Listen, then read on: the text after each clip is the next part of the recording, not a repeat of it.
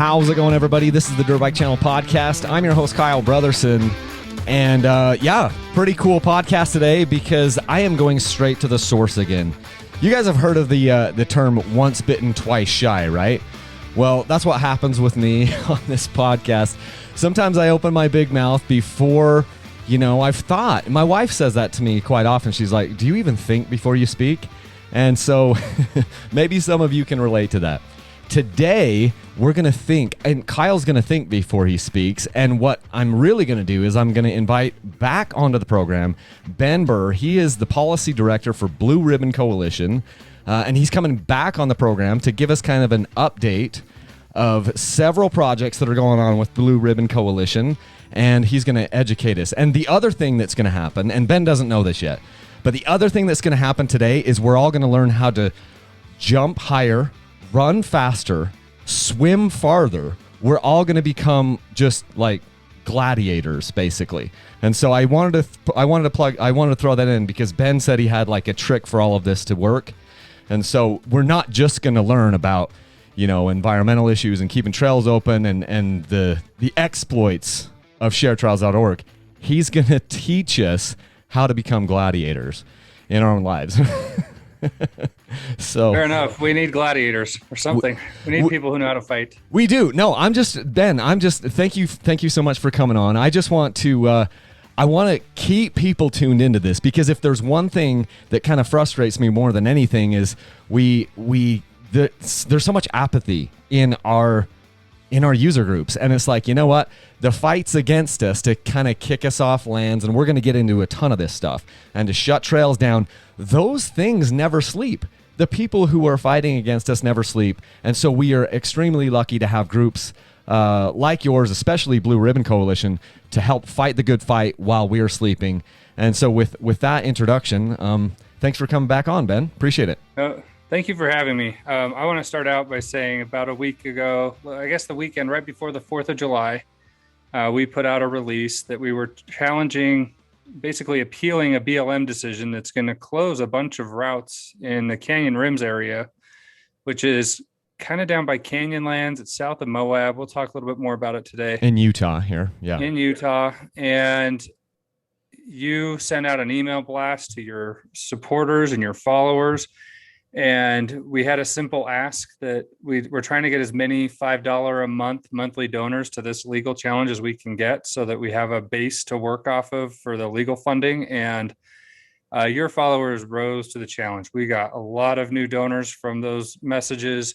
A lot of very generous, bigger donors came out of the woodwork. And so the message is getting out. People are getting motivated by what is happening. You've been an integral voice in helping us spread the word.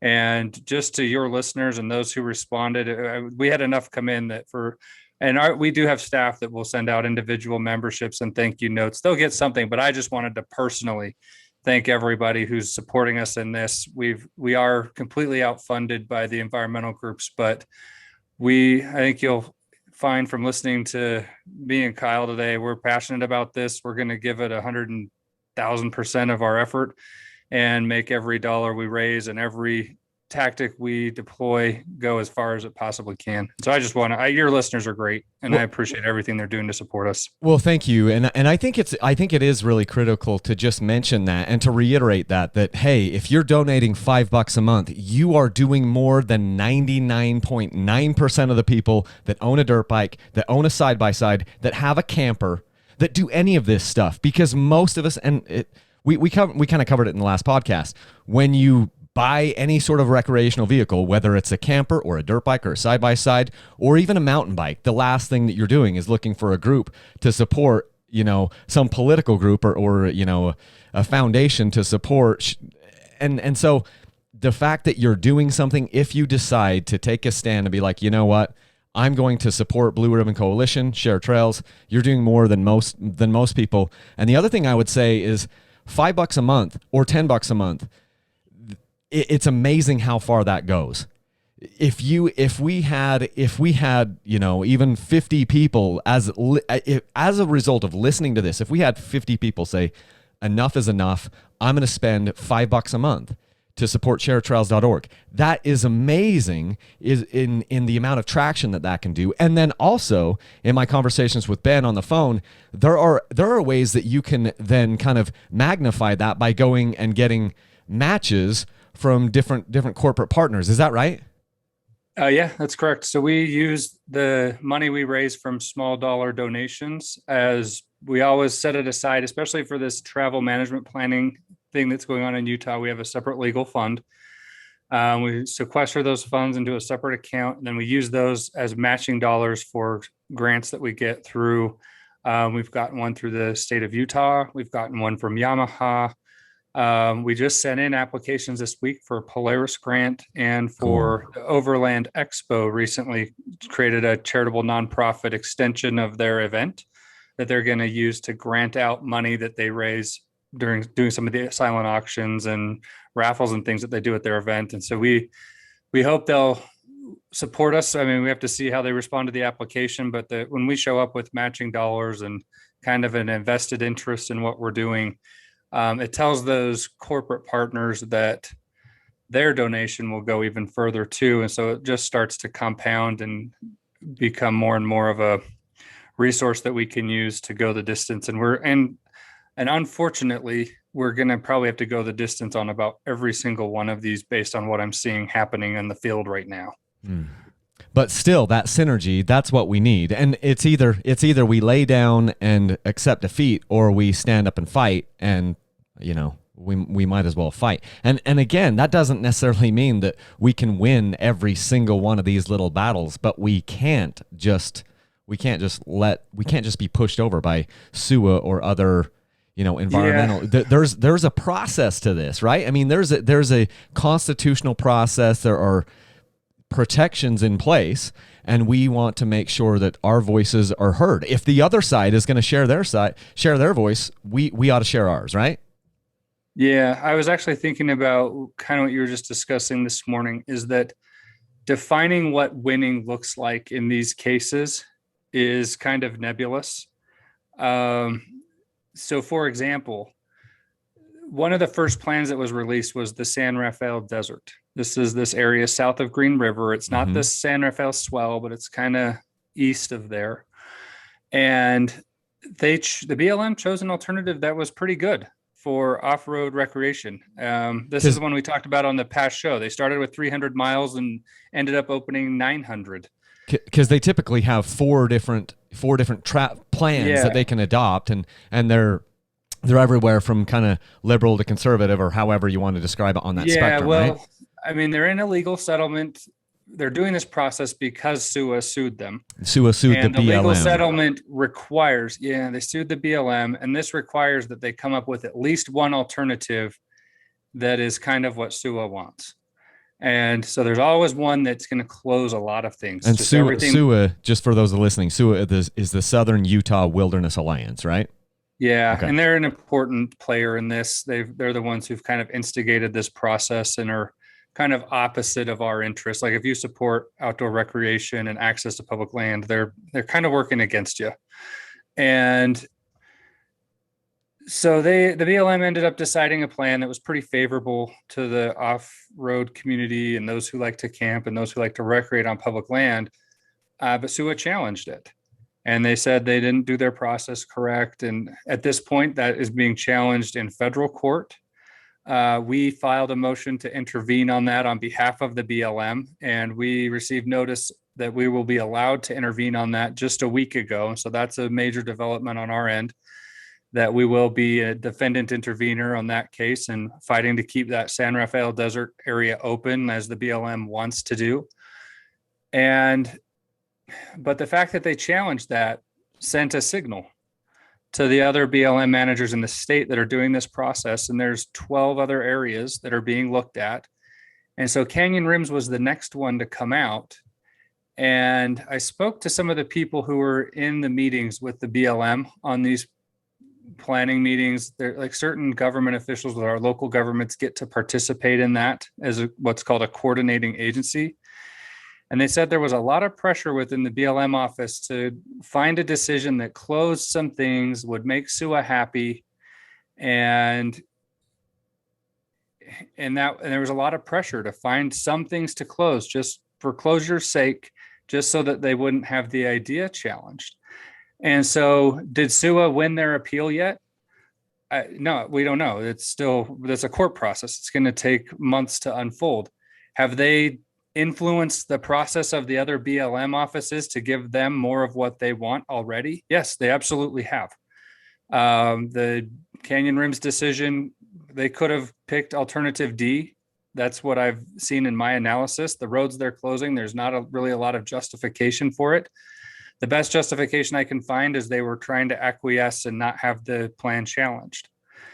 And so if that's the way the game's being played on the field, well, we have to challenge this decision too, to send the same signal back that look, and this is based off of actually, we've gone on the ground in the field. We've looked at these trails. We've looked at the maps. We've looked at each route report of why they're closing them. So it's not like I'm just doing this to challenge them for challenge's sake. We are doing our homework and making sure we'll have the strongest legal argument possible to defend the access that was lost here and get the judge to agree that this decision was made in error. And it'll be up to the court to decide, but we're going to vigorously fight for it. But what a win looks like in this case is sometimes hard to define. It might be that you're influencing a process later on down the road, that you're sending signals to the other decision makers. One outcome that's come out of our challenge is I've talked to a lot of the local leaders in Utah, county commissioners and state legislators, who are upset that the BLM was closing RS 2477 roads through this process. And that's like a subject for a whole separate podcast episode. But in short, the county and the state believe they have a jurisdictional claim on those roads. We're still waiting for courts to decide whether that's true or not. But until the courts kind of sort this nonsense all out, there are processes for closing a county road, and it's not a BLM process. It is a county process. It is an ordinance passed at a county level by the county commissioners, and the state legislature can intervene in that as well, because every county road is 50% owned by a county and 50% owned by the state, at least in the state of Utah. And so we're starting to see that other county commissioners and state legislators are starting to see what happened in this Canyon Rims decision because we've raised so much attention to it. And my hope is that those government leaders who have a coordinating agency status with the BLM won't concede. And so if we're talking about the first tool that our gladiators, or the weapon that they can put in their tool belt, we need you to contact your county commissioners in Utah and your state legislators. These are your local people. You can probably get them on the cell phone. These are very responsive local elected officials. And if you tell them what's happening, especially if you live in or recreate in these areas, and so that would be the Book Cliffs, 9 Mile Canyon, around Dinosaur National Monument, Trail Canyon, which is by the Coral Pink Sand Dunes, anywhere almost around Moab, the Dolores Canyon, Labyrinth Canyon, Canyon Rims. We have the Henry Mountains, San Rafael Desert, San Rafael Swell, and Richfield, all the areas surrounding Richfield. That's all the places we're looking at here. So if you like to ride in any of those areas, you can contact your own county commissioners, your own legislators here in Utah, or if you were to contact the folks in Uinta County, Wayne County, Garfield County, Kane County, San Juan County, Grand County. I mean, some of those might be more receptive than others, but we do have strong allies in those counties. If they were to hear from our community that we would consider it a strong show of support to not agree to close any RS 2477 roads through the BLM travel management process, that would be a major victory, because they have a lot of clout when they're in those rooms with the BLM. And if that's their attitude when they go in, the BLM will have to give. Sounds like we definitely want to involve them and get them at least to take some action, because there's a lot of people that have things at stake with this. This is something that I've been kind of surprised each time. You occasionally call me and we chat about these things and maybe bounce ideas off each other. The thing that's been kind of eye-opening to me is several times you've told me about all the groups that this is affecting. And to me, I'm just kind of focusing on the dirt bike group. But what you're saying is, Kyle, this is way bigger than the dirt bikes, because it also is affecting even just campers and dispersed camping, which I think we'll get into later. But the trickle down effects of these things are huge. And thinking about this, you brought up the idea, or at least the concept of, what does a victory look like? It almost feels like we have to prepare ourselves to suffer some tactical losses, but keep our eye on the strategic goals at the end, because we're going to have some wins and we're going to have some losses, but we need to be focusing on the big picture at the end of this. And these processes last a long time. I mean, these travel management plans and these fights have been going on for a long, long time. Since 2008. And they're still going to continue to go on. And so please don't email me please don't email me and say, hey, this is because so-and-so just got put into office, because all this stuff has been happening. These wheels have been turning for a long, long time. It isn't because X person got, elected as, the president, or B person got elected as the president. These are big issues that have a lot of moving pieces to them, and they've been moving for a long time. And what we need to do is strategically get in there and make our voices heard. And it feels like I don't know, it feels like to me, and maybe this is just the optimist in me, but it feels like we can make a difference. We're not going to win every one of these battles. Blue Ribbon Coalition, Sharetrails is gonna fight this, and you're going to appeal any of the decisions where we feel like we were slighted. We, as the entire recreational and camping user group, so we're gonna have some wins, we're gonna have some losses, and we need to be okay with that. We need to just prepare for the fact that we can't win every single one of these battles, but we're still gonna win the war at the end, or at least if we're smart about it and we are persistent, right? So yeah, I share your optimism, because I actually know what our numbers are.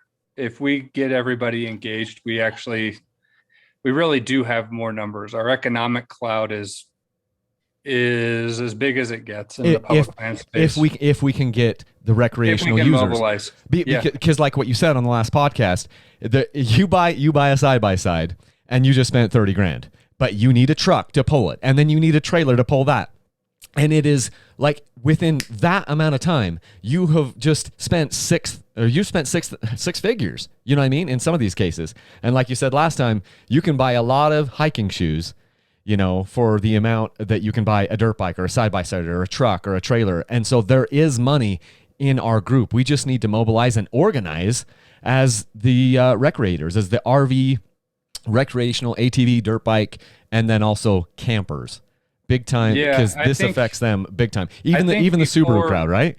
I think in 5 years from now, when we're doing this podcast, we'll be talking about bringing in the mountain bikers to our ranks, and the rock climbers, and the backcountry backpackers. I think you'll find the environmental groups, the wilderness folks, really have no love at all for human presence on public land in general.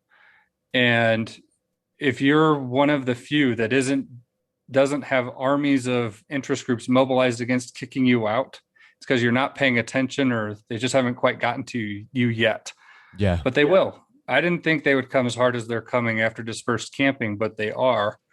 And one thing I wanted to say about this, the difference between a victory and a loss, is the victories are not as clear cut, but they exist. Mm-hmm. I think if we change the behavior of our elected officials in Utah, that'll be a major victory that will do more for this process than any court fight will. And so people need to get engaged. That's why I'm educating everybody I can about this process, so they know the stakes. But one thing that is 100% clear is a loss is very easy to define. You'll know the loss when you see it. It'll be a sign. It'll be a gate. It'll be something telling you can no longer access your public land. And if you do, it'll be a fine. It'll be prison. The losses are clear, and it'll be areas on maps that you can no longer go. And so and to be fair, I mean, the environmentalists see it the same way. If there's an area where that they want to be wilderness, where there's no people, and now it has roads in it where people can go ride motorized vehicles, they see that as a loss, and that is somehow an existential destruction of their whole worldview. And so both of us are going into this where the losses are almost zero sum. Like we have a lot to lose, and what a win looks like then can get defined in 1,000 different ways. But I will tell you that if you don't engage, you'll lose.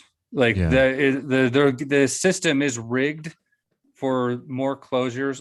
An example of this, I have 8 tabs open up on my browsers right now, of places that are putting restrictions in effect because the demand is so high for camping in these areas. And this is somewhere near the Appalachian Trail in the East Coast. I have places in Montana. I'm looking at some work that we might have to get engaged in Alaska. It's clearly happening here in Utah. And the story is the same every time. This area is getting so popular, and so we're going to restrict access to it. Okay, so now only a few people can go into an area that's popular. Well, where's everyone else going to go? So the rest of the people who are now excluded from the area they used to go to a different area. But then what happens? Well, now that area is becoming too popular, and so we're going to have to put in more restrictions. And the areas we're looking at now in these travel management plans are the areas that haven't been designated as wilderness yet, haven't been created as national monuments yet. They don't have other designations restricting access as much as some of the other places. And so we're already getting concentrated into fewer and fewer places. And then they're using that concentration and weaponizing it against the recreation community, saying, well, that concentration is causing impacts that can't be mitigated through anything other than a closure. And what I need the recreation community to understand is that we have to reject that mindset. Closure is the opposite of management. It is a forfeiture on the side of the land management agency. It's a surrender to their duty to do their responsibility of managing these lands. If their answer to an impact or to overcrowding or to anything of that nature is that we just need to close more, they're exacerbating the problem. And it'll be the sequences of closures that we're in the middle of now and will probably continue to escalate through the next couple of years that'll mobilize the outdoor recreation community to reject the wilderness movement on a wholesale level and start to realize it's got to fight for its own interests. And that's what I'm setting the stage for. We need the groups and the gladiators who know how to fight these fights and keep the areas open, because there will come a time, and I think it'll be soon, where we'll find ourselves in the driver's seat in the public land management debate, because we'll have the organization, we'll have financial resources, and you'll have a lot of people who are upset that got sold this vision of you can go out and recreate on your public lands that they've been getting kicked out of over and over and over again, and they will fight tooth and nail to get that access back. And so we're engaging the process to preserve our legal standing for those fights. This is going to be a process, but the environmental groups, the wilderness people, are already overstepping. And they're going to end up hurting more and more people. And we have to start to figure out how, as a movement, do we welcome them into our ranks, teach them what we're trying to do, and educate a lot of the newcomers of what the responsible recreation looks like, and then show up to the agencies with the numbers and the arguments that will get us a better seat at the table than what we currently have. Let's just go a little bit deeper into that, where you say that the other side is overstepping, and why that's critical for us to realize that and use that to our advantage down the road. What does that look like? I know we talked about it on the phone maybe about a week ago. Well, I mean, the first example of this is when they appealed the San Rafael Desert Plan. I was expecting them just to kind of give me the normal parade of horribles they associate with off-roading, the trail damage, people leaving the trail, trash, whatever, they're disturbing soils and biocrust. But then I get to the middle of the argument and they have 5 pages about how the way the BLM runs their travel plans is you can camp anywhere 30 meters off the side of any road. And so when they're looking at the impact area, they're saying, well, it's the road surface, which they calculate out to a number of acres. And then it's 30 meters out to each side, which expands the actual acreage of what is considered to be a disturbance. And even when you add in the dispersed camping corridors on each side of the road, you're still looking at less than 1% of the landscape is being set aside for recreational use, responsible recreational use. Mm-hmm. And that is still too much for SUA, for us to be able to access 1%, not even 1%. And so that they're willing to fight over a fraction of a percent of land being accessed, and that they'll throw who I consider to be the Subaru car campers. You've got the van life crowd, you've got the RV crowd, you got the overlanders, and you have your traditional off-roaders. Like, that starts to become a massive group of outdoor recreation that'll get hurt if SUA gets what they want. And so they say what they want. They want the BLM to go and inventory sites and say, if there's not an existing campfire ring, then you can't disperse camp there. And so whatever's there on the ground now is locked in place forever. And if you want to add a single new campsite, you have to go through us and our lawyers and 10 years of government bureaucratic process. And that's the alternative to the system of right now. As long as you just don't destroy the place, you're respectful and you take care of it, you leave no trace, you tread lightly, then you can go camp wherever you want, 30 meters off the side of the road. And then what we're seeing in Canyon Rims is this: they only close 40 miles of routes out of 270. And I think that's why in their head they thought, this isn't that bad. This is a good compromise. But they closed 139 routes out of 276. That's almost half. And so that means they're closing things that are short. So they're closing the spurs and the pullouts and the places where, if you go to Canyon Rims, 70 miles of that road up there is paved. It's like 2-wheel drive access to like a single destination viewpoint overlooking Moab, the anticline thing. And so you don't want to camp off the side of a paved road. You want to go off on one of these spurs and find a spot that's off the beaten path a little bit and camp somewhere where it's a little more remote and it kind of feels like your own little unique spot for a couple of days. And that's what they're closing. That's what they decided was unnecessary. They're not consequential. They'll say some of the roads are reclaiming. It means there's like weeds and stuff growing in them. And what we found in one of the cases was a lot of times you'll have environmental activists. They might be acting on their own. They might be acting in connection with an organized group. We don't know. So it's hard to catch people doing this. But they'll go drag logs and wood and deadfall boulders, whatever, across a road, because that's how the land agencies close roads. Is when they don't get used, right? Well, when the Forest Service or a BLM obliterates a road, that's the process. Is you drag debris across it, make it look like it's closed. Eventually people stop using it, brush and shrubbery grow back, and eventually the road kind of reclaims. So we do have evidence. I have pictures of this in multiple places now where these kind of obstacles are created, and it would take 10 minutes to remove them. But that's not the point. The point is it looks closed. I don't know if it's open or not. Now I have to go work with the BLM and ask them, is this open or not? Why are these barriers there? And then we can work to get them removed so that the public knows those areas are still open. But we're talking about a lot of road. And so eventually it's not hard to kind of launder roads back into being wilderness if no one's paying attention to this. And so that's another little weapon your gladiators can put in their arsenal is if you're out riding around and you see a road that's blocked, pin it, geopin it, take a picture, send it to me. Go to sharetrails.org and contact us, send us the information, and we will work with the agencies to ask them if that's a legitimate closure. In Utah, it's a criminal misdemeanor to illegally block and close a road. Wow. And so I posted stuff about this on Facebook, and I started getting private messages of people like, I had the weirdest thing happen, and it didn't cross my mind until I saw your post. But I have a road that I rode on 2 years ago, and I went back there just recently, and there's a tree growing in the middle of the road. That tree wasn't there 2 years ago. A tree can't grow that much in 2 years. Somebody planted it right in the middle of it.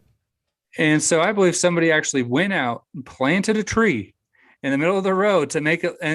And to be honest, one of the government people I talked to on this Canyon Rims Trail said to me, there's a tree growing in the middle of this road. It's not been used. It's reclaiming. I was like, and at the time I'm like, okay, maybe he's right. Maybe that one is reclaiming. And then I saw that Facebook comment. I'm like, oh my gosh, they probably did. And we fell for it. And so it's anything like that. I want the story. You can go to Google Maps. You can look at it. You can find a tree on Google Maps, and you can go back to 1985 of satellite imagery on Google Earth, I guess. Yeah. And we can find out if that tree's really been there as long as its tree rings say. So let's say they do find this. I'm looking at your website right now. I've got it up on the screen. How do they contact you with these types of, on the ground information? How do they send that to you? If they take a screenshot, So Sharetrails, we do have a contact us link, and that just kind of goes to a general email, brc@sharetrails.org. Okay. Our staff will filter that through. But if you have an instance like this where there's what appears to be an illegal road closure, that'll end up in my email box, and I'll probably reach back out to the person who sent it, get more information, and then we'll start engaging with the BLM or the Forest Service or whoever. And the easiest way is maybe if they've got maybe they're using OnX Off-Road or some other Gaia GPS or Avenza Maps or something. You want the actual GPS coordinates of that little location, right? A waypoint would be really helpful. Something that I can do the Google Earth research on it. And I've got to be able to send photos and GPS waypoints to the BLM. I have to go check it against. So I found one of these on the San Rafael swell, and it was a road that was blocked off that then went and accessed probably 10 different spurs up on top of a mesa and there were fire rings and everything past the deadfall blockages. I was like, man, this is like a high value destination for dispersed camping, and they just made it look blocked off. I went and looked at the BLM's scoping map, which is kind of all the routes they consider to be open at the moment. And all those roads, according to the BLM, are not closed right now. They might be through this process if we don't do what I'm talking about. If I don't go and start breathing down the BLM's neck about why are those obstacles there? Why aren't people going on top of there? There's fire rings and it looks like there's a legitimate use. Why aren't we allowed to use it? And get them on the record of saying, well, you are allowed to use it. We don't know why those are there. And then I can say, well, can we remove them?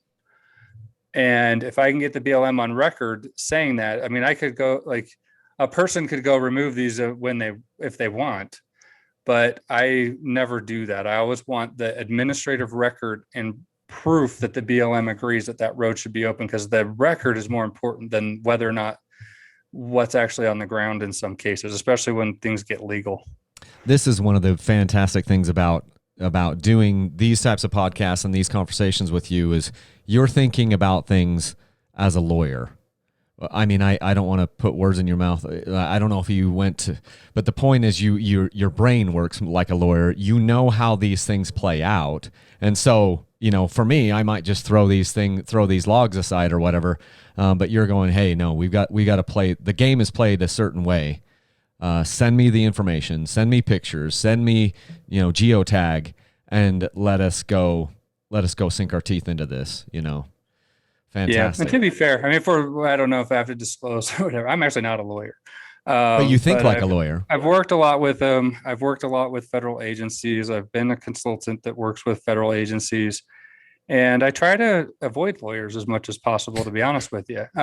Even though BRC has a lot of contact with lawyers. No, right? You need them. Like, you have to have them to do this work. But a lot of times a lot of the fights we engage in, I mean, this travel management process is legal from the start. We're looking at a settlement that was entered into with an environment. Like, if you think we're lawyers, sue us, all lawyers. Like, I've been in the law room, the courtrooms where they've been, and they're billing out probably $5,000 an hour to have 10 lawyers in a courtroom. That's like most of their staff. But my experience is you can get a lot further keeping it out of the legal realm if you can, especially with these federal land agencies. I mean, we have the off-road groups do have a pretty good reputation of being the volunteer labor force for a lot of land management activity that needs to happen, the maintenance and road work that gets done.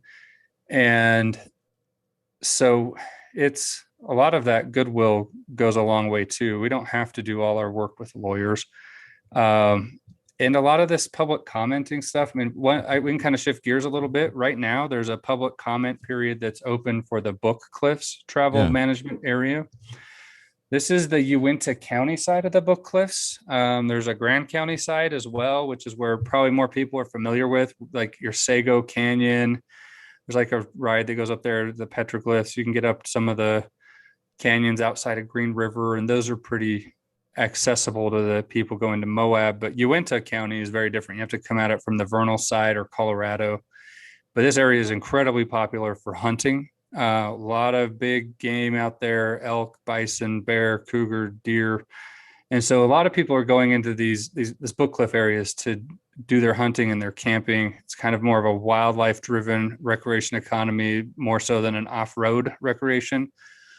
But that area has almost 2,000 miles of routes, and it's Vernal and Uinta County are in the initial stages of trying to attract off-road recreation to their counties. I've started to see little groups form, organized rides. And so that's an area that I think is going to get discovered in this coming decade. And it'll be one of these overflow areas where you can go and just really explore. I mean, the Book Cliffs are kind of like a maze of just canyons and lots of cool wildlife, great archaeological resources. If you know, I mean, as long as you're being a good steward of those, I love looking at petroglyphs and the cultural resources and kind of just seeing those when I'm out there.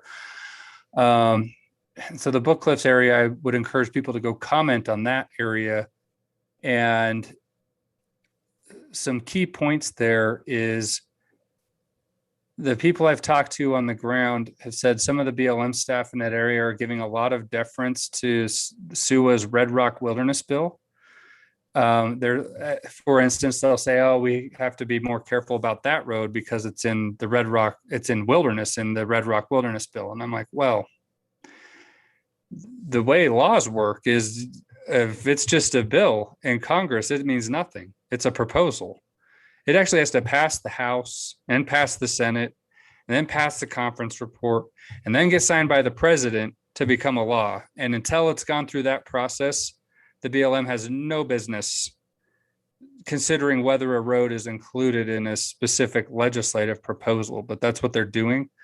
And so if I were people who comment on the Book Cliffs, I would make it known that it's not appropriate for the BLM to consider road management designations based on legislative proposals that are not law. They need to actually just follow the law, not whatever. And the same thing's happening with this 30 by 30 thing, where they want to set aside 30% of the landscape as protected land. And there's a nonprofit I heard of that got turned into the IRS for opposing this. I'm like, because they were violating some lobbying statute. I'm like, they're not lobbying. The 30 by 30 thing is not a bill. It's not even a legislative proposal. It's like a marketing plan from the environmental groups. And like they have a freedom of speech right to oppose that. When there's no official bill, but they like the other side is so good at controlling the PR around their movement.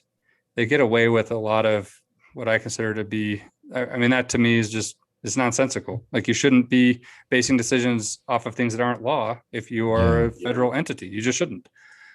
And so I don't know how they've managed to launder their ideas and legitimize them in a way that hasn't been legitimized by the Congress yet. But those are some of the dynamics in play there.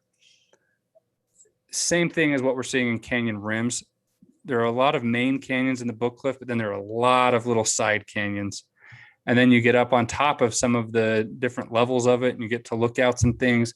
That's what I'm worried they'll try to close a lot of in this one, or the side spurs and the lookout points.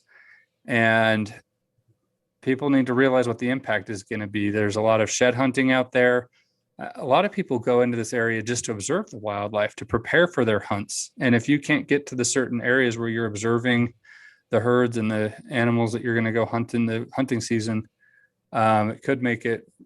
I mean, there are some guys that kind of like the idea of there being less accessibility for hunting, but it'll make it so that the masses are excluded from hunting. If you don't have a mule train and some ability to get back into a really rugged backcountry and do a hunting excursion with some sort of a guided outfit, you're going to lose a lot of access through this book cliffs plan if you don't get engaged. Yeah, for sure. Now, did you say that you had like a page on sharetrails.org that has more information about the book cliffs? We do, yeah. So if you go to updates, that's where we post all of our kind of update articles about this. On the top menu, there's an updates, and we'll have an update about this and the canyon rims. I have a few things teed up that we'll be pushing out in the next couple of days. I went and looked at a case in Idaho that's going to be a big one for some of the dirt biker people. Maybe you know them up there, but outside of Haley, there's a bridge that got washed away, and they're replacing what was a vehicle bridge with a footbridge, and then cutting off access to like a whole area through zoning ordinances and bridge movements. And like the other side is very creative and resourceful in coming up with all kinds of ways to be like, oh, we didn't close those roads. We just made a choke point that you can't cross the drawbridge anymore. Yeah. And anyway, so yeah, I strongly recommend everybody follow our updates. One thing I could point out is I don't like to be a shill for following and liking pages on Facebook anymore. I mean, I've followed the Facebook platform for a long time professionally. There was a period of time where a lot of page likes really translated into a lot of traffic to a page. I found I get a lot more traffic now sharing it into groups and getting other influencers to help me share my content. And we do a good job.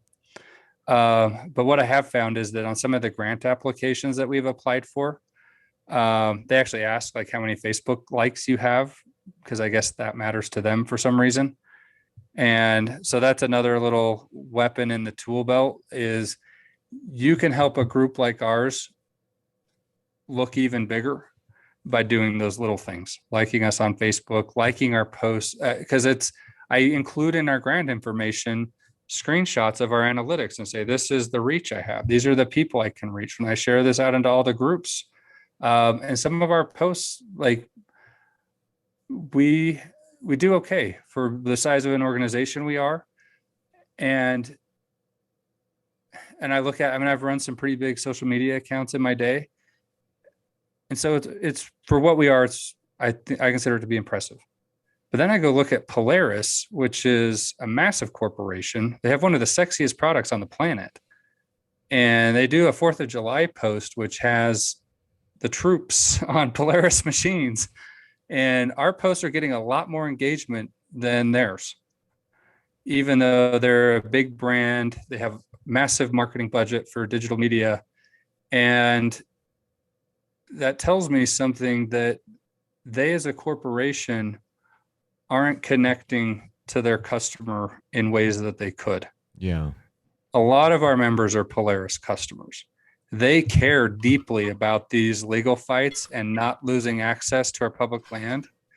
And I think Polaris is missing a huge opportunity to connect to their customers on these issues.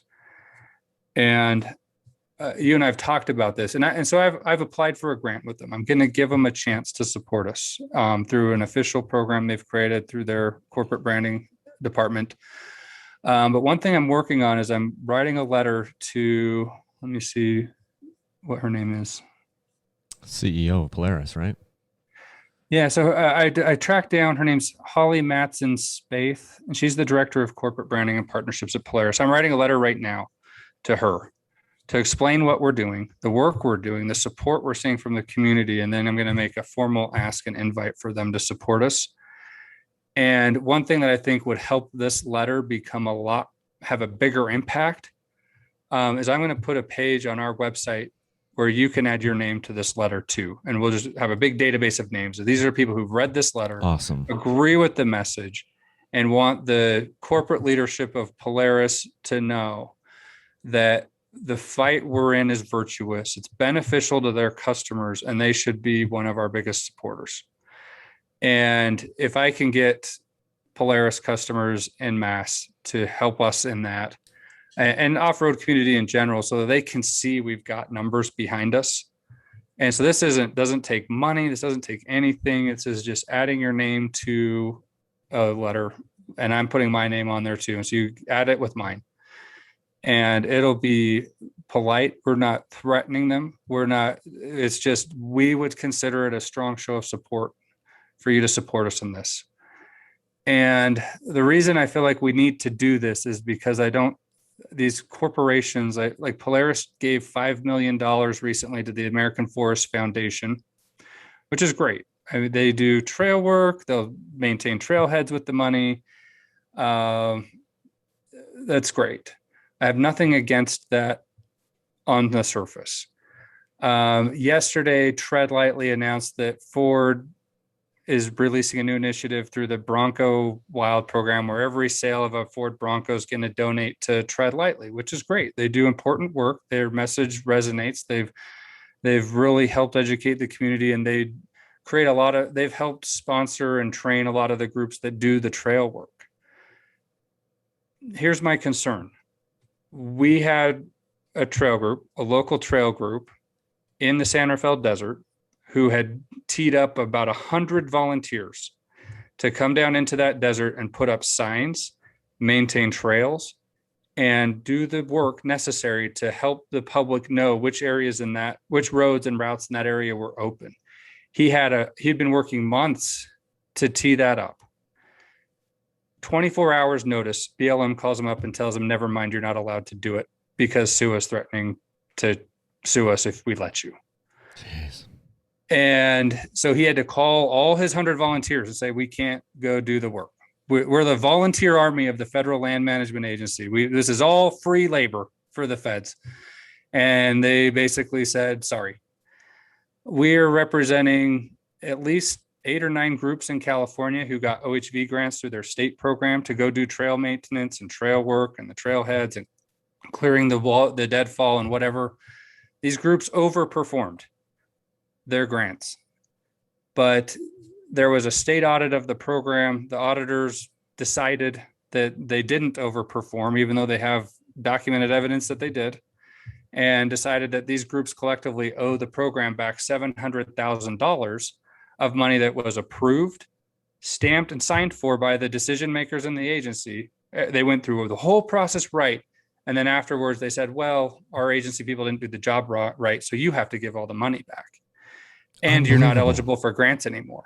And so they've basically sidelined 9 incredible groups in California who've done a lot of amazing work over the years. And so I hesitate to say that. I know it's easy if you're Polaris or Ford or one of these big OEMs to support the Tread Lightly mission or to support a program that creates trailheads, because you can point to a thing. It's tangible. It's like there's some graded dirt that wouldn't be graded if it wasn't for us. There's a kiosk that wouldn't be there if it wasn't for us. It's harder to point to a lawsuit and say, yeah, we funded that lawsuit. But I'm telling you, if we lose the legal battles, the next domino to fall is going to be our OHV volunteer brigade, and they will shut us down every step of the way, and we won't be able to go out and maintain the trails. Even if we show up and pay for it all ourselves, do all the labor ourselves, we'll start to lose access to even that form of advocacy that's been one of our most effective tools. And so that's why we need the Polarises of the world and these other folks to understand the reality on the ground of what's happening and get in the game and understand that the politically easy ways to support this cause, which is building the trails and maintain like the trail maintenance programs and education programs, those are great. We'll help with those as much as anybody, but they're not enough in the legal environment we're in. And if they're not willing to back the legal resources that are necessary to win these fights, I don't see that lasting anyway. It just seems so short-sighted to me that, you know, you're even having to go to them. And I think it's great. I think this is fantastic to go to these OEMs, go to these manufacturers and say, hey, look, your customers are at risk here. We are your customers, and we are, you know, facing these legal challenges from multiple angles. It's like in many cases, it's like they've got us surrounded, you know, like these ideas or these groups in California where they're going and they're doing the work and they're volunteering and they're doing all the things that they're supposed to do. They're trying to cross their T's and dot the I's. And then all of a sudden it comes back on them and now they owe grant money back. I mean, you can't even make that stuff up. And they don't want to volunteer anymore. They've completely shot that they've been movement in alienated. the heart. They've been alienated. Those people are completely turned off. And I've heard this sentiment before. I won't share any names, but I've had influential people in the dirt bike community here in Utah say, call me up and be like, Kyle, you're fighting a losing battle because this is what happened to me. I did this, and this, and look how far it got me. It got me nothing but wasted time because these groups are ruthless. The people, I don't want to say our opponents, but I don't have a better word. The opposition, the opposite side of the coin from us, they can be ruthless. And so, yes, it's going to be fantastic. We need to get some of that legal support from these OEMs, from Polaris, from Ford, whoever else, KTM, Honda, Yamaha. They need to step up. Otherwise, their customers are going to go away. You can't sell a side-by-side anymore, Polaris, if your customers have no place to drive it. And it just seems short-sighted to me that they haven't figured that part out. And I'm sure the issues are complex, and they've got board, meetings to, they've got all these things that they have to do. And then you brought up the fact that one of Polaris's biggest customer is the federal government, the military, and they're, these razors are carrying troops around, which I think is interesting. But I'm glad that you're doing something. I'm glad that you're at least going out and let us know when this letter is ready. That would hurt us more than help. I mean, I haven't engineered this to be like some big Twitter campaign, like let's tweet at Polaris and tell them to support access. And if it looks like a rabble rousing effort, it probably backfires. But that's why I've decided I'm going to formally ask. Like, to be fair, we need to ask. Yeah. And we need to come and show them what we're doing, actually lay it out, and then make a formal ask so they can make a formal decision. And then they're either with us or they're not. And so I'll carry that burden. I will do whatever it takes to make the ask and do it in a way that is reasonable and substantive and shows them that we're not just out there throwing bombs, that we're really trying to solve complicated problems. And we're trying to do that by having a meaningful, aggressive, and substantive seat at the table. And that's a fair ask. And if I show up with thousands and thousands of names added to mine and say, we agree with what he's asking for, and we would see it as a strong show of support, then it's up to them. They can choose us, their customers, or they can, you're right. It'll be a complicated decision. They'll have to make it with the board and their corporate leadership teams and all these groups. And I'm starting with Polaris just because they recently gave big donations to other groups. They clearly have the resources to help. I just want to make sure they understand the full nature of the battlefield, like what's actually going on. And if we're successful there, then I want to, even if we're not, I think, just your email alone has had some of what I would consider to be the retailers, some of the businesses involved in this space step up and donate. And we're incredibly grateful for that. We'd love to see more of it. The dealers have a role to play. I would love to see dealers get more engaged. And I was telling you today, I was talking to Onyx Maps. We're in the stages of building a strong relationship with them. A lot of their mapping app is phenomenal. I use it when I do my trail work. And I think that they have a lot to offer to their customers by fighting to keep the trails that their maps show as open. Yeah. And help them understand what is there that's being lost. A lot of these places are empty spots on maps that people haven't gone before, and they're really, really cool spots. If you look at some of the posts we've talked about on our website, I have pictures of the dispersed camping sites and the roads and the things I've been at while I've been doing this inventory work.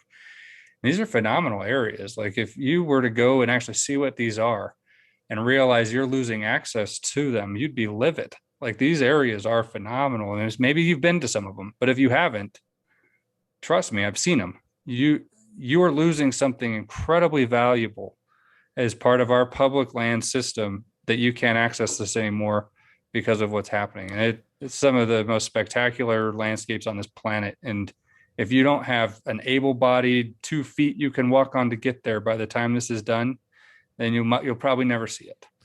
That's I'm glad you brought that up because you talked to me late last week on the phone about this concept of and I'm not making this up. You talked about this concept of concentration camping. Can you can you can you kind of elaborate and share a little bit more of that, because I was sitting here at my office at my desk and you said this thing, concentration camping is this term that's being used, and I just like I perked up. I'm like, concentration camp, and I was like, am I listening to a podcast about World War II and concentration camps, or are you actually saying this is happening now? Oh, it is. So Chaffee County in Colorado. This is, have you ever been there? This is like I haven't. Salida, Buena Vista. I've driven through it, and you're like driving through these valleys surrounded by these 14,000-foot peaks. It's one of the great, I mean, I love that area of Colorado is just spectacular. So naturally, it's an area where you have COVID. It's an area that has a lot of open Forest Service land around it where you can go and dispersed camp. And so and it's not too far out of Colorado Springs or Denver. And so you've started to see a lot of people moving out to rural towns like Buena Vista and Salida. And but then you get there and what do you find? Can you afford a house? No. I mean, the houses in these places are millions of dollars now because there aren't very many. The housing supply is restricted by the public land surrounding them, and the cities can't grow out anymore. They don't really have any tools to solve an affordable housing problem at a community level. And so people come out and live in vans. They live in RVs. They go disperse camp on public land. And so now you have these communities where you've had a surge of dispersed campers coming to these areas and mixing with a bunch of people who've just paid a fortune to buy a little house in Buena Vista, Colorado. And their vision of their life in their new $1 million home didn't include that person camping in the van down by the river. and, and so they've gone to no short lengths to set up little nonprofit organizations to envision the future of their community, which is all just sort of a sanitized effort to just get rid of the dispersed camping people. That's all it is. They don't like the dispersed camping people. They've found the things they don't like. There's human waste problems, which I look at, if there's human waste problems, build a bathroom. Yeah. We don't have to close the area. The public land agencies have proven they know how to build bathrooms in the wilderness. I've used them. I've seen them. Yeah. They're not the most luxurious bathrooms, but they do the job. Yeah. And so you can solve a human waste problem with bathrooms. You don't, and to be fair, their plan does include building some bathrooms. But ultimately, one of the key features of their plan that they're trying to get through is to concentrate everybody in what is called a community concentration zone. And so I'm like, okay, so you got these people that are camping that you don't like, that are creating problems that you don't like, and you're going to concentrate them into an area where they can camp. And they're actually calling it that, a community concentration zone. And I'm like, well, they're concentration camping. And so I'm a supporter of dispersed camping. I'm not opposed to like a paid campground where people go, and like that's great. It's not my preferred way. KOA is already concentration camping, right? I mean, sure, paid concentration camping, but I don't care. Like people like that experience, and they go and it's kind of, I've stayed in KOA campgrounds, and you kind of get these little communities where people come and go, and it's not a horrible thing. They have showers, it's kind of nice. And there are a lot of Americans who enjoy that experience, and I think this is a free country, and we should have all the KOA campgrounds that a market is willing to bear. There you go. But not only KOA campgrounds. If we're going to have a public land system where the federal government owns 600 million acres of land, and they're going to advertise it as public land, and it's there for our benefit, it's a public benefit, then there should be a permissive policy of letting us use it, letting the public actually enjoy the benefits of this land. And what we're seeing more and more is there are very orchestrated, organized, well-funded, well-resourced efforts to put in place a very different worldview on our public land system. And the consequences are dire. And the concentration camping that's happening in Chaffee County, it's the same thing that's in the other areas I talked about. Areas become popular. They look at that and say, well, there's too many impacts. There's too much garbage, too much human waste. They'll have the list. And instead of saying our answer to that should be, well, let's create more areas. Let's designate more areas as open. Let's build more roads, and let's have the areas off the side of the roads be open for dispersed camping. And let's give these people a space where they can recreate and get the public benefits of outdoor recreation and enjoy them. The answer instead is to say, well, we can't manage these impacts, so we're just going to close it. And so now it's like plagues of grasshoppers. It's like they only have these few little islands of access where they can go. And it keeps a concentration zone is a horrible idea if you're trying to mitigate impact. A concentration zone is designed to concentrate impact. There's going to be impact. And so it's a wrong-headed approach. We should be opening more areas. We should be opening more roads. We should be designating more areas for dispersed camping.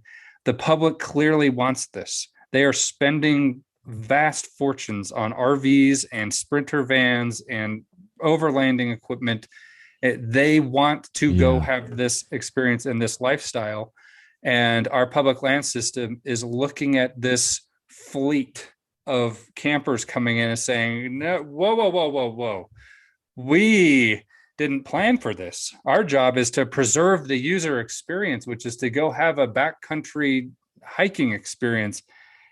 And I look at that and say, then you need to update your plan, man, because the people want this. Yeah. And there's enough space. I can't tell you, Ben, how many times I've been out on a dirt bike and I'm in the middle of nowhere and I've ridden my motorcycle for 2 hours straight in one direction and I haven't seen a person. We'll go out on these rides and we'll ride for 6 hours or 8 hours and never see another person. And if there's one thing I've learned about the Western United States, it is that there is a hell of a lot of area. I mean, and it's vacant. It is the most vacant landscape you'll ever travel across. It is so open. And so we are not saying, we as dirt bikers, OHV, hikers, campers, we're not saying that we want to turn all of it into New York City and we want to rape the land. We are saying we want to go out and experience this. And there is so much land out there that if it's responsibly done, we can accommodate all of these people and still make it so that no one sees each other for 5 hours because there's so much land. You just mentioned over 600 million acres, and you have to stop and think about that. If the federal government owns 600 million acres. If you've ever, think about this. I want the listeners to think about this. Every person in the country could have 2 acres. Oh my goodness. You never see yourself. Oh my goodness. Yeah, it's like if you've ever seen 600 acres. I've got acreage behind me that is privately owned and it's now being developed. I know kind of what 600 acres looks like, but you cannot fathom when you take 600 and times it by 1 million. We are talking about a lot of land out there, and we are not asking to rape all of it. We're just saying we want to responsibly use it, and you're telling us that these opposition groups are saying you have less than 1% of this, and we want to restrict you off of that. And I go off of impacts that I consider to be over-exaggerated and in some cases phantom impacts. Exactly. I'm going to post a video soon on our page. Like I shot this when I was out on this Canyon Rims area, because one of the things SUA will really get up in arms about is soils. And that's because one of the laws, FLIPMA, gives them a statutory standing to defend soil quality. And so if you've been to Moab, you've heard about the biocrust. You can't visit Moab and not have somebody preach to you. The sermon of biocrust is sort of the lifeblood of the desert and that you can't go tread on it or whatever. And it takes 1 million years for it to grow back. And I was up on an area, one of these routes they said was reclaiming. You could see the 2 treads. I mean, obviously it had been used, but there were footprints in it. And I knew that there was a person who'd been there about a week before me. So we were talking about that route and I suspected the footprints were his. And so I knew those footprints had been there about a week. And so in the week between when he had been there and when I was there, we'd had some of these monsoon storms come through. So we'd had some rainfall. And so within a week's time, this desert ground, the ground I was stepping on was crunching. There was a thin layer of crust already formed on these footprints that I think hadn't been there longer than 7 to 10 days. Yeah. And so this soil was recovering. And so SUA I've seen, there's like this weird paradox that you see in their legal arguments. On one page, they'll argue there is irreparable harm being done, these impacts. And so then we get like guilted into this mindset of we have to be these responsible users. We also need to push back on the fact that the impacts we leave aren't that significant either. This biocrust is going to grow back in a week. In the next rainstorm, it's going to start. And sure, there's some that have been there that are probably hundreds of years old, and that's cool. I like nature. I think that's cool. I don't go destroy it. We couldn't go destroy all of it even if we tried. There's too much land out there. But then they'll say it's irreversible damage. You look at these roads and you get up on these lookouts and you can see a dirt road down there, and it's like the size of a piece of hair on a tile bathroom floor. The road it's almost imperceptible. Right. But they'll say that the fugitive dust from that road is creating such a big problem that it's blowing over into the Colorado Rockies and increasing the snow melt. Like, these arguments do not stand up to scientific scrutiny.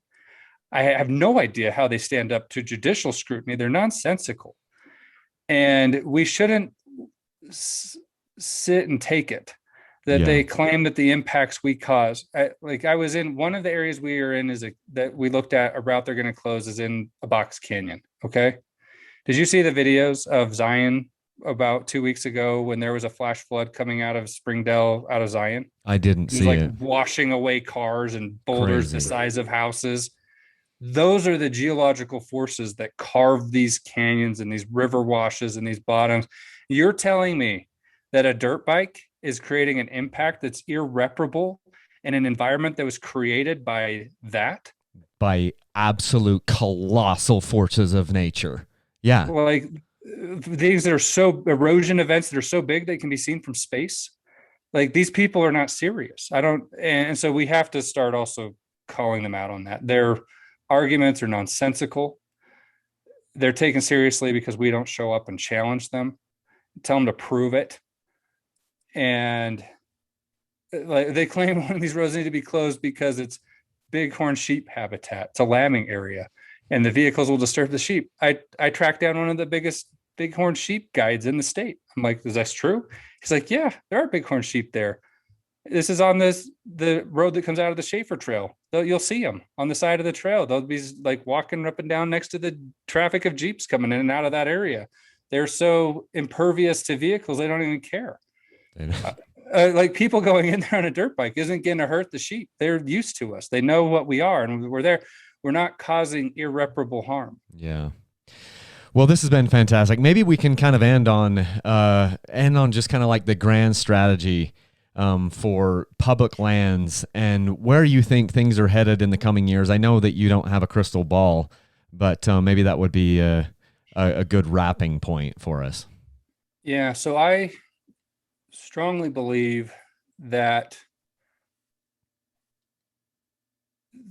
so the public land system has kind of gone through cycles. And so it started with the colonial people, where you'd come and like George Washington was given land for his service in the British military.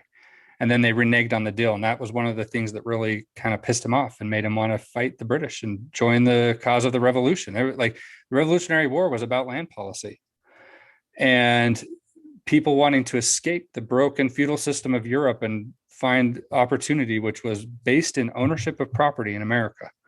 And your service in the Revolutionary War was often paid in land. And so our first kind of generation of land policy was that kind of spillover from Europe in a response to the failures of the European system. And that eventually transitioned into like the Andrew Jackson Homestead Acts, where we were giving away free land to everybody if they'd go settle the West. And that had a pretty good run. You get to the mid to late 1880s and you start to see the transcendental people like Emerson and Thoreau and these people who start to see that there's spiritual value in the landscapes. And that's sort of your roots of the modern environmental movement. And so that starts to become a thing at that point. Then Teddy Roosevelt comes along. We start to get the public land administration system, we can set aside massive swaths of land, especially in the West. And people from Yale and upstate New York can just manage these big preserves of forests and land and for the benefit of the public. And that's where the administrative state that we kind of deal with today. And so these are different phases that happen. It's not like when one ends, like the Homestead Act is still with us. It's actually repealed. You can't really go homestead land, federal land anymore, but you can see its effects. If you fly over the country, you'll see the grids of where people homesteaded. And so the Teddy Roosevelt thing kind of gave way to what I consider to be the mainstream wilderness movement that came of age in the 60s. And it's kind of been what's been in the driver's seat of public land policy for probably the last 60 years. And they'll probably, I think they're in kind of the decadent stage of their movement. They're very drunk with power. They have more money than they know what to do with. The law is more often than not on their side, but their movement is hurting people. It's very dehumanizing. It starts from the premise that humans shouldn't be there and that humans are bad. At the same time, we have this exploding outdoor recreation movement. And outdoor recreation has been kind of part of public land since the beginning. It's just never been, it's always just been kind of a tangent. It's where the public support comes from. It's where the goodwill comes from. The public goes along with public land system because of the recreation component, but there is not a statute. There is nowhere in federal law that says you have a right to go recreate on public land anywhere. You do not have a right to do it. You are there because they allow you to, because they've decided to let you. And so what I hope and what I think is in the cards, if you look at just the demographics and the economics of this, there is massive amounts of money and goodwill and power in the outdoor recreation movement. It has every right to be in the driver's seat of public land policy right now, but it is barely in the back seat. It might be being drugged behind the horse. And every now and then it's propped up as like, oh, this is the outdoor recreation people are with us. They get used. And what I hope to see happen is that outdoor recreation replaces the wilderness movement as something that's more in the driver's seat of this public land policy debates. And that'll happen when outdoor recreation community recognizes that it needs to have its rights to access public land recognized in law. And those are things I'm in the initial stages of figuring out what would legislation look like that defines a right of access for public recreation.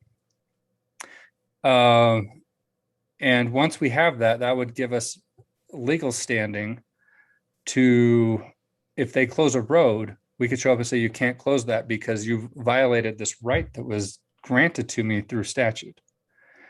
And if we could get to that point, there would be a massive shift in the public land policy, and the managers would start managing the land for what we talked about. If there's an explosion and surge of demand and interest in use, if people want to disperse camp, if they want to live in a van on public land, we need to legally define that they have the right to do that. Right now, all they have is permission to stay there for 14 days. And if you stay there longer, you could be fined, you could be in trouble, you could have your right to public land revoked to access it. But we can't get a big law like that passed if the outdoor recreation community doesn't realize that it is its own interest. It has its own interests that it needs to fight for. And it's not just some sort of useful tool for the other interests that are the most engaged in public land policy right now. And so, I think Blue Ribbon Coalition and Sharetrails is very well positioned to be an influential force in what I think is going to happen, the changes that are going to happen over the next coming years. We want people to be members of the organization. Like, a membership is an important part of our lifeblood. I mean, we've talked about the $5 donations to the legal funds. Like, that's crucial to fight the fights.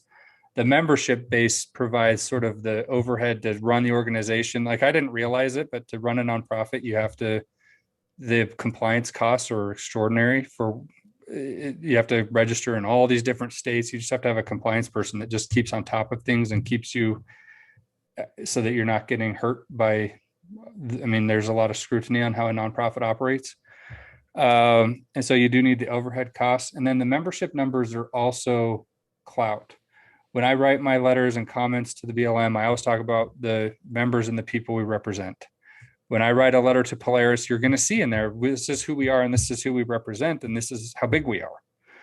And so a membership, like a $5 monthly donation, our memberships are like 25 or $35, depending on which one you get. And if you get the $35 one, there's a 2-year membership of a $35 membership, so $70, but then you get like a gift card to Rocky Mountain ATV MC, which has been another one of our really big corporate supporters.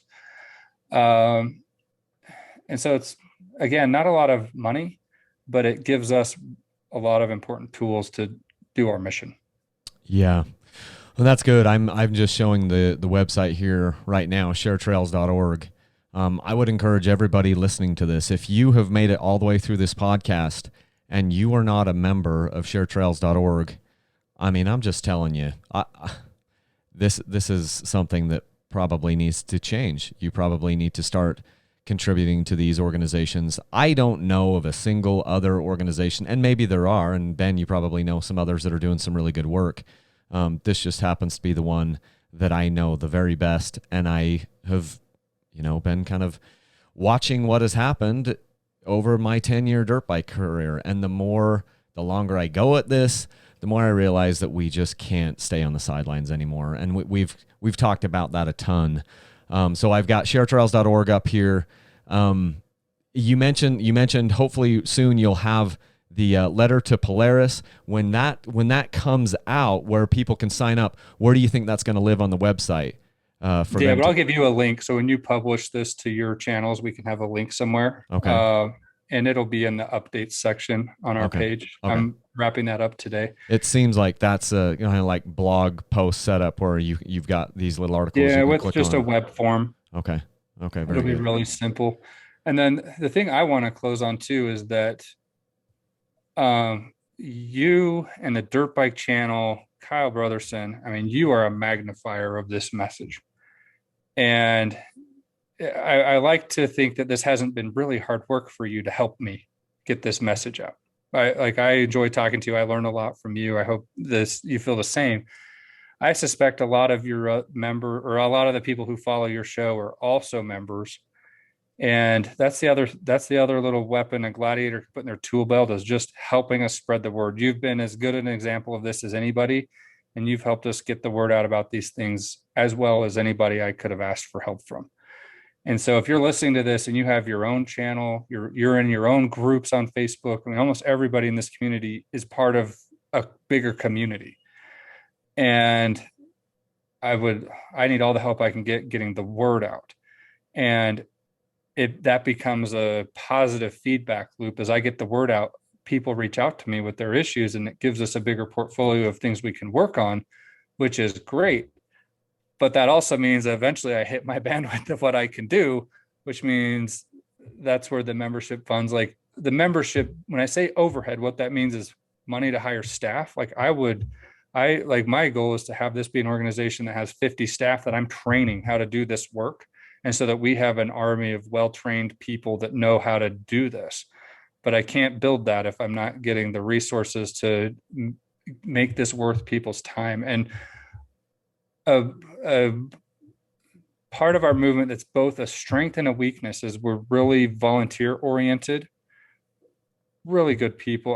Some of the best people on the planet I've met are in this OHV space, and they volunteer, they give back to their communities, they do it all out of the goodness of their heart. But that sometimes takes the place of then we haven't professionalized this very well.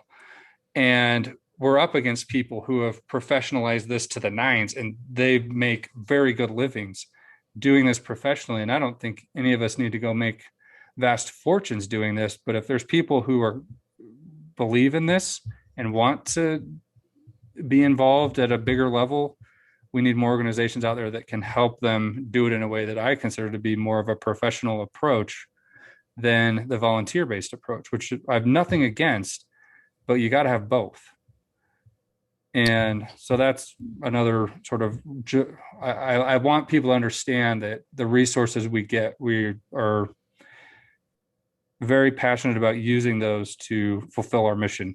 And so again, I want to end where I started. Your community's already been phenomenal. We've received a lot of donations from your listeners and supporters, and we hope that continues. We hope they'll help spread the word. And I'm available to anybody who wants to reach out to me to get more information, if they need help on their own issues, or if they want to, if they have their own platform or show, or if they're an influencer like you, I want to connect just like we have. Absolutely.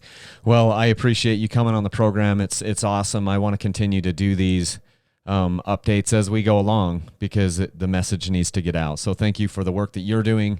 And again, just like Ben mentioned, to everyone listening to this or watching this, if this, I think I should put this out on YouTube, spread the word. I get that it's not the sexiest thing to do, but every time we share this message with a new person who can then become a contributor. I mean, we can hire sexy people if that's what it takes. If that's what it takes. Yeah. I'm probably not going to be that. For now, you're stuck with me and Kyle. Yeah. For now, you've got these two ugly gents. Actually, Ben's not ugly. He's got that woodsy, that woodsy feel to him. He's got the beard going on and everything. I'm clean shaven though today, but yeah, thank you so much for everyone watching these things. Let's spread the message. Let's keep fighting the good fight, and let's be positive and know that we have, a right to have our voices be heard.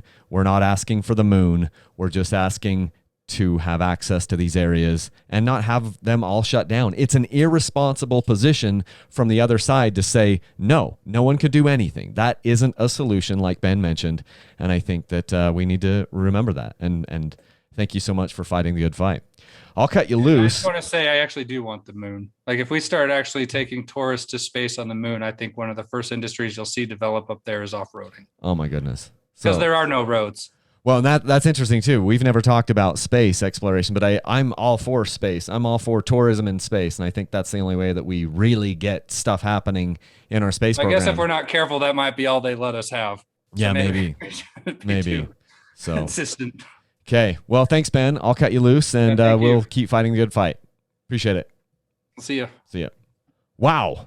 So if you watch that, you have now seen approximately an hour and 25 minutes of this. Ben Burr, thank you so much for coming on the podcast. Thank you so much for coming on the YouTube video that we will hopefully do of this.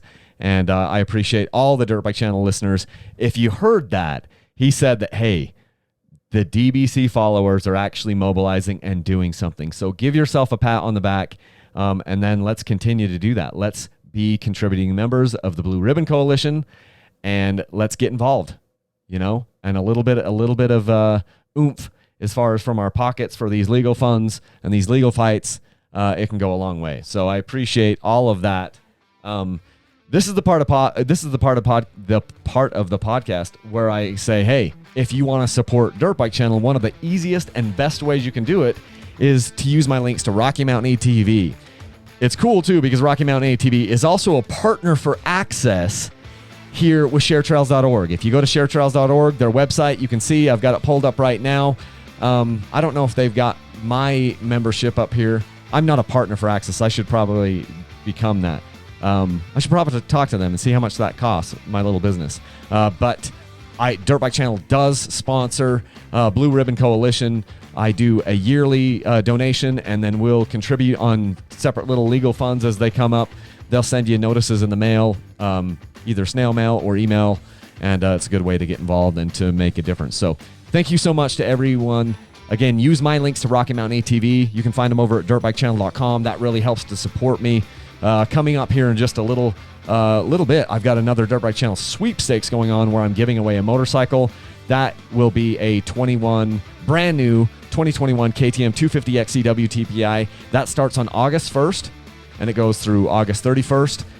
Those funds from those sweepstakes help us to pay all the bills here, help us to buy motorcycles, help us to buy gear, help us to bring those unbiased reviews to you, and then I try to kick them back through to you. And this is a bike that I haven't even touched. So I've touched enough of the XCWs and the TPI bikes in 2021. This is just what I'm giving to you guys. So hopefully everyone has a good day and leave a single track. Thanks.